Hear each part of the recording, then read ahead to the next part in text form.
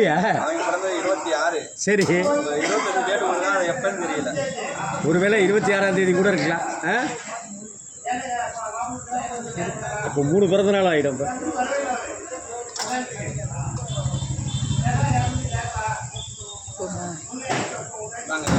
இப்போ வணக்கம்.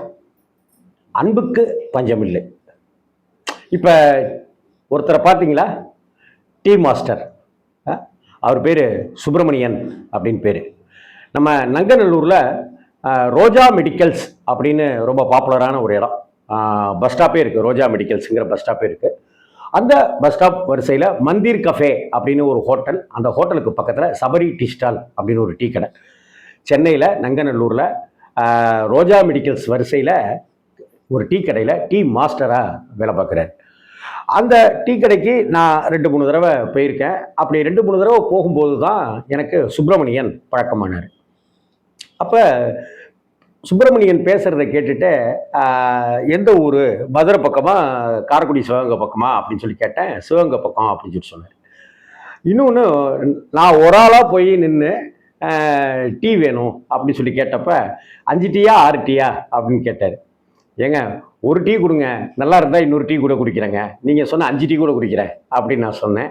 அவர் சிரிச்சுக்கிட்டே ரொம்ப லாவகமாக தூளெல்லாம் மாற்றி ஜம்முன்னு டீ போட்டு கொடுத்தாரு. உண்மையிலேயே ரொம்ப நாளைக்கு அப்புறம் ஒரு நல்ல டீ குடிச்சிருக்கேன் அப்படின்னு சுப்பிரமணியிட்ட சொன்னேன். அதுக்கப்புறம் ஒரு 20-25 நாள் கழித்து திரும்பவும் நங்கநல்லூர் போக வேண்டிய சூழல் ஏற்பட, அதே மந்திர் கஃபே, ரோஜா மெடிக்கல் வரிசை, அதே சபரி டீ ஸ்டால், அதே சுப்பிரமணியன் போய் ஒரே ஒரு டீ தான் அப்படின்னு நான் சொன்னேன். ஒரு டீ அப்படி போடும்போது, சுப்பிரமணியன் நல்லா இருக்கீங்களா அப்படின்னு கேட்டேன். அவர் அதிர்ச்சி ஆகிட்டார்.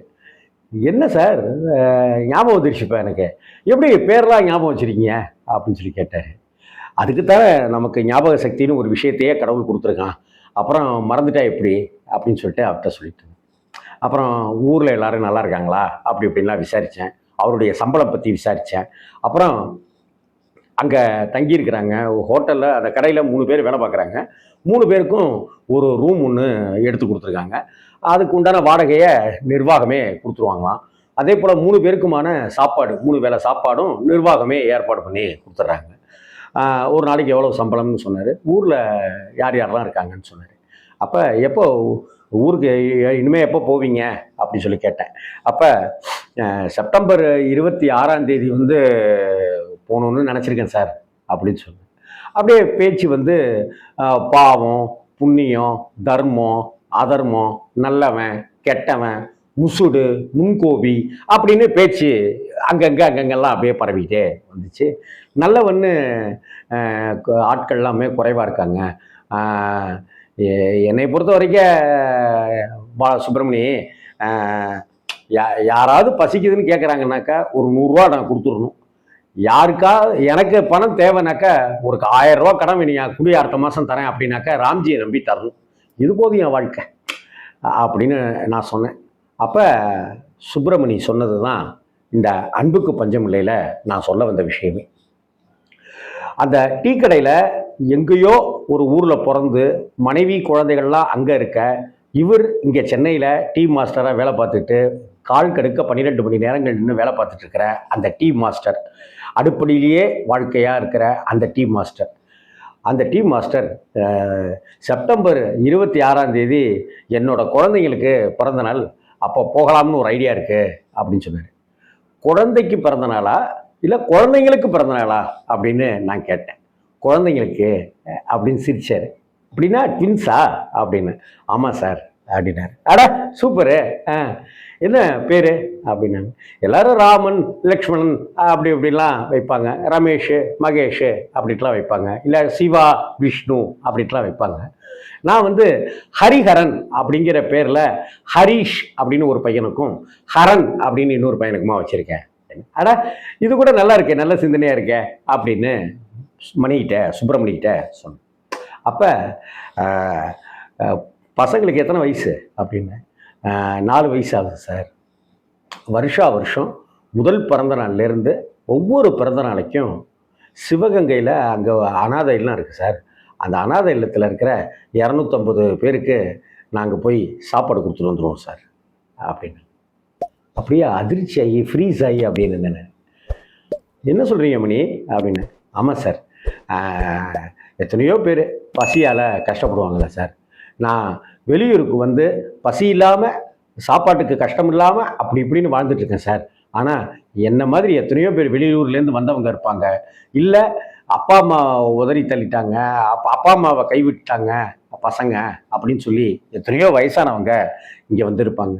கடன் தொல்லை தாங்க முடியாமல் ஊரை விட்டு எங்கேயோ ஓடி போய் மனைவி எங்கே இருக்கான்னு தெரியாமல், பையன் எங்கே இருக்கான்னு தெரியாமல் நாம் உயிரோடு இருக்கிறதையே காட்டிக்க கூடாதுன்னு இருக்கிறவங்க எத்தனையோ பேர் இந்த மாதிரியான ஆதரவற்றோர் இல்லங்களில் வந்து அடைக்கலமாயிடுவாங்க. அதனால் அவங்களெல்லாம் நினச்சி பார்த்துக்கிறது உண்டு அடிக்கடி. அதனால் வருஷம் என்னுடைய 2 குழந்தைகளுடைய பிறந்தநாள் அன்றைக்கி அனாதை இல்லங்களுக்கு போய் சாப்பாடு கொடுக்குறத 4 வருஷமாக தொடர்ந்து பண்ணிகிட்ருக்கேன் சார். 4 பிறந்தநாள் கொண்டாடியாச்சு அப்படின்னு. ஓஹோ அப்படியா, அப்போ நீங்கள் 24 தேதியில் ஊருக்கு போகிறீங்க அப்படின்னு. அங்கே தான் சார் ஒரு சிக்கல் இருக்குது அப்படின்னு சொன்னார். என்ன மணி அப்படின்னு. ஒய்ஃபு கன்சீவாக இருக்காப்புல சார். அதனால் டாக்டர் வந்து டெலிவரி டேட்டு வந்து 22லேருந்து 27ஆம் தேதிக்குள்ளார குழந்தை பிறக்கும் அப்படின்னு சொல்லியிருக்காங்க அப்படின்னு சொல்லி சொன்னார். ஒருவேளை 26ஆம் தேதியே குழந்தை பிறக்குதுன்னு வைங்களேன், 3 குழந்தைகளுடைய பிறந்தநாளையும் கொண்டாடிடலாமே அப்படின்னு நான் சொன்னேன். உடனே அவர் சொன்னார், இல்லை சார், இது ட்வின்ஸுங்கிறதுனால ஒரே நாளில் பிறந்துட்டாங்க. ஒருவேளை 25ஆம் தேதியோ 27ஆம் தேதியோ 22ஆம் தேதியோ அப்படி பிறந்துட்டாக்க 2 தடவை அனாதை இல்லத்துக்கு போய் சாப்பாடு கொடுக்கலாம்ல சார் அப்படின்னு சொன்னார். அவரை உங்கள் கூட நான் ஒரு ஃபோட்டோ எடுத்துக்கலாமா மணி அப்படின்னு சொல்லி கேட்டேன். தாராளமாக சார் அப்படின்னாரு. உங்கள் குழந்தைங்க ஃபோட்டோ இருக்கா அப்படின்னாரு. என்கிட்ட பட்டன் ஃபோன் தான் சார் இருக்குது, அதனால் அதில் எடுக்க முடியாது சார். உங்கள் ஃபோனை கொடுத்தீங்கனாக்க நான் என் குழந்தைங்க ஃபோட்டோவை காமிக்கிறேன் அப்படின்னு. என்ன விளையாடுறேன் மேஜிக்கில்? என்னோடய ஃபோட்டோவிலேருந்து என்னோடய ஃபோன்லேருந்து உன் குழந்தைங்களோட ஃபோட்டோவை எடுத்து எங்கிட்ட எப்படி காமிப்ப அப்படின்னு. 1 நிமிஷம் ஃபோனை கொடுங்க சார் அப்படின்னாரு. ஃபோனை வாங்கினார், நம்பர் அடித்தார். அந்த நம்பரை சார் மணின்னு சேவ் பண்ணிக்கிறேன் சார் அப்படின்னாரு. சேவ் பண்ணுங்க அப்படின்னு மணி அப்படின்னு சேவ் பண்ணார். சேவ் பண்ணிவிட்டு வாட்ஸ்அப்புக்கு போனார். வாட்ஸ்அப்பில் பார்த்தாக்கா 2 குழந்தைகள் இருந்தாங்க. அந்த 2 குழந்தைகள் தான், இதான் சார் என்னோடய 2 குழந்தைங்க, இது என் ஒய்ஃபோட ஃபோன் நம்பர் சார் அப்படின்னோடனே, கொடுங்களேன் உங்கள் ஒய்ஃபுக்கு பேசுவோம் அப்படின்னு சொல்லிட்டு அவங்க ஒய்ஃப்கிட்ட நானும் என்னுடைய மனைவியுமா 4 வார்த்தை பேசி நல்லபடியாக குழந்தை பிறக்குங்க, வாழ்த்துக்கள் அப்படின்னு சொன்னேன். அண்ணே ரொம்ப நன்றிண்ணே அப்படின்னு அந்த சிவகங்கை மாவட்டத்தினுடைய ஸ்லாங்லேயே, செட்டிநாட்டினுடைய ஸ்லாங்லேயே அந்த சகோதரி நன்றி சொல்லும் போதும், அங்கேருந்து கிளம்பும்போது மணி போயிட்டு வர மணி அப்படின்னு சொன்னேன்.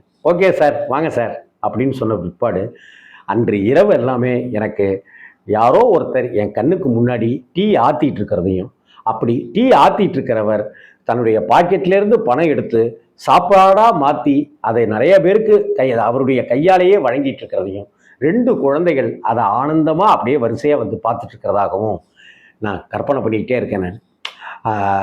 நான் கோடீஸ்வரன் தான் தர்மம் பண்ணணும் அப்படிங்கிற அவசியம்லாம் இல்லை. என்கிட்ட கோடி ரூபா கோடியாக பணம் இருக்குது, அதனால் நான் தர்மம் பண்ணுறேன் அப்படின்னு அர்த்தம் இல்லை. நான் லட்சாதிபதி, அதனால் நான் வந்து தர்மம் பண்ணுறேன் அப்படின்லாம் அர்த்தம் இல்லை. இஸ்லாத்தில் ஒரு விஷயம் எனக்கு ரொம்ப பிடிச்ச விஷயம், நீ எவ்வளவு சம்பாதிக்கிறியோ அந்த சம்பாதித்ததுலேருந்து ஒரு 2% தானத்துக்கு தர்மத்துக்கு செலவழி அப்படின்னு இஸ்லாத் மார்க்கத்தில் சொல்லப்பட்டிருக்கு.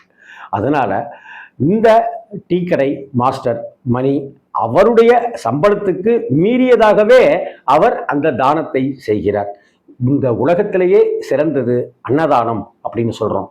ஆனால் அந்த அன்னதானத்தை யார் செய்கிறாங்கிறத பொறுத்து அந்த அன்னதானம்ங்கிறது இன்னும் மேம்பட்டதாகுது, இன்னும் உயர்ந்த விஷயமா பார்க்கப்படுது, இன்னும் உயிர்ப்போட அப்படியாகத்தான் நான் ஃபீல் பண்ணுறேன். அந்த டீக்கடை மாஸ்டர் சுப்பிரமணியன் அப்படிங்கிற மணி அப்படிங்கிற என்னுடைய இனிய தோழனுக்கு வாழ்த்துக்கள். அப்புறம் அந்த ட்வின்ஸுக்கு என்னுடைய மனம் கனிந்த பிறந்தநாள் வாழ்த்துக்களை, ஆசீர்வாதங்களை, பிரார்த்தனைகளை தெரிவிச்சுக்கிறேன். அப்புறம் அந்த 2 குழந்தைகளை பெற்றெடுத்ததோடு மட்டும் இல்லாமல் ஒரு அன்பான கணவனை வாய்க்கப்பெற்ற அந்த சகோதரி சௌக்கியமாக இருக்கணும்னு பிரார்த்தனை பண்ணிக்கிறேன். இது எல்லாத்துக்கும் மேலே இந்த உலகத்துக்கு மணி தம்பதியால் வரக்கூடிய இன்னொரு ஜீவன், அந்த ஜீவனும் மணியைப் போலவே ஒரு சத்தான குழந்தையாக, ஒரு வித்தான குழந்தையாக இந்த பூமிக்கு வந்து இந்த உலகுக்கு நல்லது செய்வோம் அப்படின்னு அந்த குழந்தையும் நல்லது செய்யணும்னு மனசார பிரார்த்தனை பண்ணிக்கிறேன். மணியை போல ஒரு டீ கடை மாஸ்டர் அன்னதானம் செய்கிறாரே ஆதரவற்றோர் இல்லங்களுக்கு போய், அப்படிலாம் இருக்கும்போது அன்புக்கு பஞ்சம்னு யாராவது சொல்ல முடியுமா என்ன? வணக்கம்.